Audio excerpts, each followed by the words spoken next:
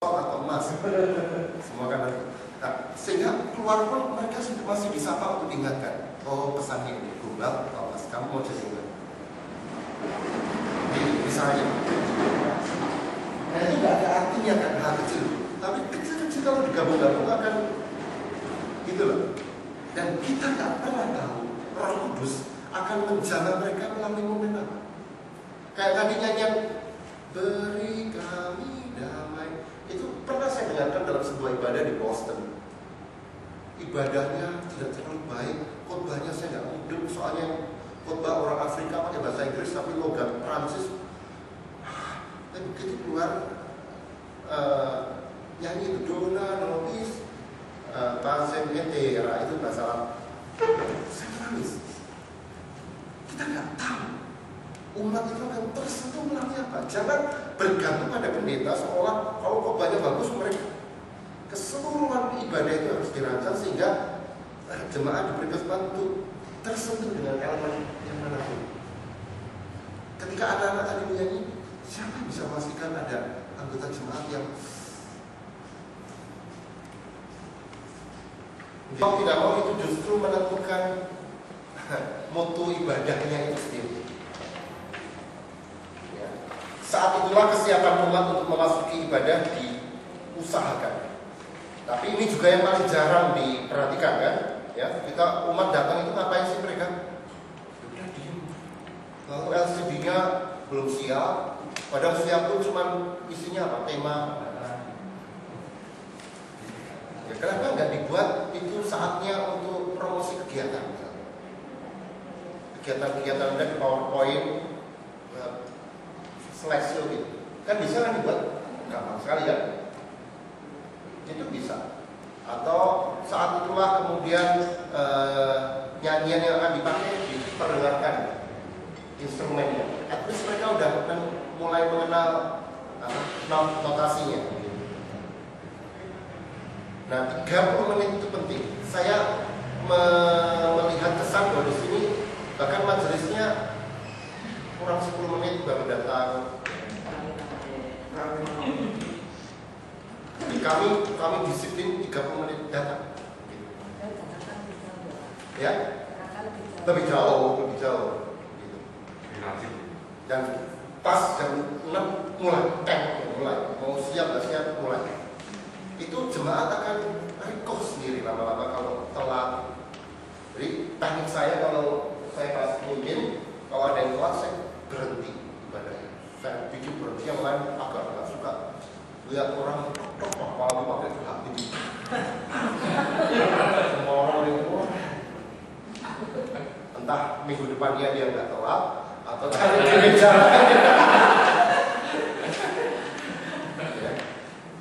LCD bisa menayangkan agenda-agenda kegiatan.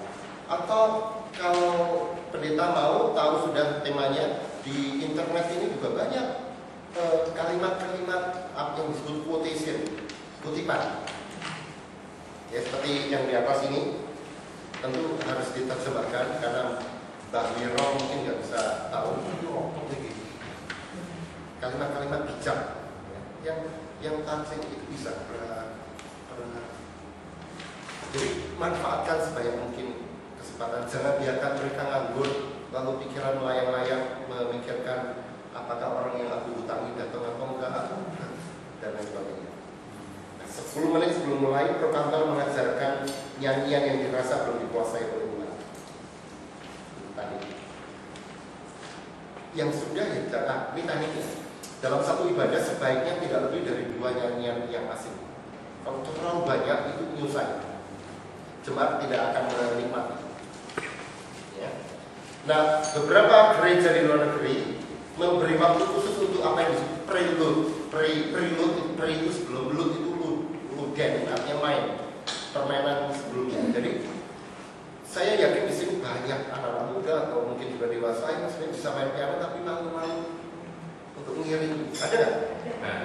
Tapi mereka les piano, les organ dan jago-jago. Ini saatnya mereka suruh main. Kalau mengiring ini kan susah. Nah, ini main aja pakai partitur lagu apapun. Diberi tempat diapresiasi. Prelude itu begitu. dari wahana macam-macam. Sebagian besar jemaat GKI membacakan warta jemaat di bagian ini. Sebagian melakukannya setelah persembahan. Nah, keduanya ada plus minusnya. Kalau dilakukan sebelum ibadah, itu orang yang sebenarnya udah mau siap dengar warta. Apalagi panjang, apalagi itu sebenarnya cuma pindah isi warta jemaat baca. Warta baca itu harus minimal yang sangat-sangat penting. Jangan semua dipindah. Dan itu harus ditulis. Saya melihat kayaknya nggak terlalu ditulis dengan sangat rapi. Tadi saya melihat. Ya, dan itu di kami tugas sekung gitu, memastikan ini enggak coret, ini enggak coret, ini masuk. Nah, kelebihannya di dalam setelah persembahan adalah bahwa warta itu menjadi bagian dari liturgi. Sebuah pengumuman bahwa semua kegiatan apa yang diwartakan itulah bagian dari ibadah kita. Tapi juga bisa menginterupsi. Nah, setelah warta baca, berikan momen hening sejenak supaya setelah jemaat dipaksa untuk mendengar warta baca, mereka menyiapkan diri. Nah, biasanya amat baik kalau ibadah itu dimulai dengan sebuah simbol, yaitu ini. Misalnya, atau Anda bisa jemaat lain, jemaat Jawa memakai dengan gong. Ibadah mulai. Kita pakai lonceng, ya. Itu sangat apa? Bolan bakre. Di kami pakai lilin. Jadi lilin itu jangan dinyalakan ketika penatua kami. Iya, awal. Kita mulai. Sebagai tadi saya matikan lilin ketika ibadah selesai. Tanda kita selesai. Kami punya beli satu alat yang khusus untuk menutup lilin. Tadi kan saya mati ini pakai korek api. Saya peril ini saatnya sekarang.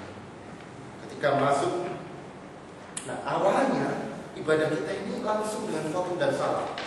Tolongan kita dari Mazmur 100 berapa itu 24. Tapi belakangan orang mulai sadar, ada saat dimana harus diajak.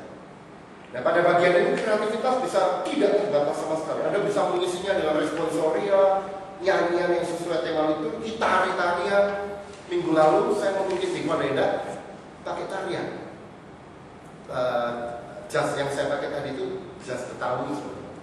Karena kami mengisinya dengan tema Betawi, lalu ada tarian, ada orang yang menari Betawi gitu.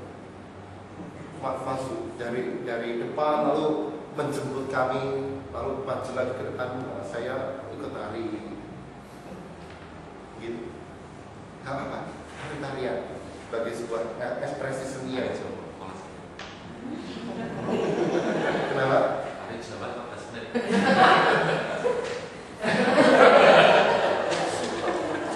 Atau kisah sebuah nyanyian, tadi kan memakai kisah juga. Orang jadi, nyanyiannya ada sejarahnya, jadi lebih menghayati. Itu bisa diletakkan di bagian awal. Tapi panggilan beribadah intinya tetap memanggil orang beribadah. Lalu diakhiri dengan arah-arah Alkitab yang dibawa oleh penatua dan pemimpin ibadah. Nah, harus diingat penting di sini yang diarah itu bukan petugasnya, tapi Alkitabnya sebagai lambang firman Allah. Jadi bisa aja tiba-tiba kemudian ada ganti gimana ya? Kalau kita ganti yang bawa itu anak kecil. Dan pendeta biarin depan aja. Nunggu depan anak kecil satu orang atau dua orang, satunya bawa lilin. Itu kesannya kan lain. Seorang anak kecil polos bawa Alkitab. Itu kejutan-kejutan kecil, tapi akan bagi beberapa orang biasa, bagi orang yang lain akan menyentuh. Kita bisa diangkat tinggi. Yang ibadah pertama tadi begini. Kita tidak berarti itu akan enggak sama, ini simbolis. Hidup ini penuh dengan simbol. Anda mungkin bisa berhasil menikah itu karena pacar Anda dulu kaya simbol. Ulang tahun pacaran saya pertama itu saya memberi hadiah karena orang anak kos yang miskin. Saya metik bunga tetangga. Tapi setelah menikah istri saya